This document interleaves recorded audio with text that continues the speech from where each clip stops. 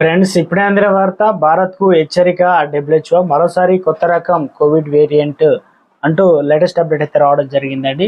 దీనికి సంబంధించి అవిరాలు అనేది వీడియోలో తెలుసుకుందాం. అదేవిధంగా వీడియో స్కిప్ చేయకుండా పూర్తిగా చూడండి. కంప్లీట్ ఇన్ఫర్మేషన్ అయితే అర్థమవుతుంది. మీలో ఇంకెవరైనా సరే మన ఛానల్ సబ్స్క్రైబ్ చేయకుండా వీడియోస్ ఉన్నట్లయితే ఛానల్ సబ్స్క్రైబ్ చేసుకోండి. నచ్చినట్లయితే లైక్ చేయండి. అదేవిధంగా మిత్రులందరికీ కూడా వీడియోని షేర్ చేయండి. లేట్ చేయకుండా వీడియోలోకి అయితే వెళ్ళిపోదాం. యుఎస్ మరియు దక్షిణ కొరియాతో సహా అన్ని దేశాల్లో కేసులు పెరుగుతున్నందున మరో కోవిడ్-19 భారతదేశంలో సిద్ధంగా ఉండాలని నిపుణులు అయితే హెచ్చరిస్తున్నారు. అయితే US centre for disease control and prevention అంచనా ప్రకారం దేశంలోని 25 రాష్ట్రాల్లో కోవిడ్ ఇన్ఫెక్షన్ పెరుగుదల ఎదుర్కొంటున్నట్టుగా దక్షిణ కొరియాలో ఆసుపత్రుల్లో కూడా గణనీయమైనటువంటి సంఖ్యలో ఇన్ఫెక్షన్లు నమోదయ్యాయి.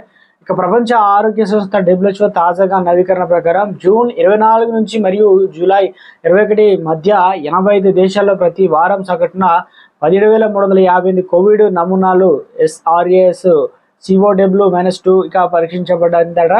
ఇక ప్రపంచ ఆరోగ్య సంస్థ ప్రకారం ఈ సంవత్సరం జూన్ మరియు జూలై మధ్య భారతదేశంలో 908 కొత్త కోవిడ్-19 కేసులు మరియు 2 మరణాలు కూడా నమోదయ్యాయి. భారతదేశంలో ఇతర దేశాలతో పరిస్థితి అంతా చెడ్డది కానప్పటికీ మనం నిజంగా దీనికి సిద్ధంగా ఉండాలి అని నోయిడాలోని శివ్ నాయుడర్ విశ్వవిద్యాలయంలో వైరాలజిస్ట్ ప్రొఫెసర్ దీపక్ సేవగల్ విలేకరులతో అయితే అన్నారు. వైరస్ ఖచ్చితంగా తిరిగి వచ్చింది మరియు వైరస్ కేసులు 26% మరియు మరణాలు 11% పెరిగాయని చెప్పేసి డబ్ల్యూహెచ్ఓ నివేదించింది. ఇది చాలా ప్రమాదకరమని అయితే అన్నారు.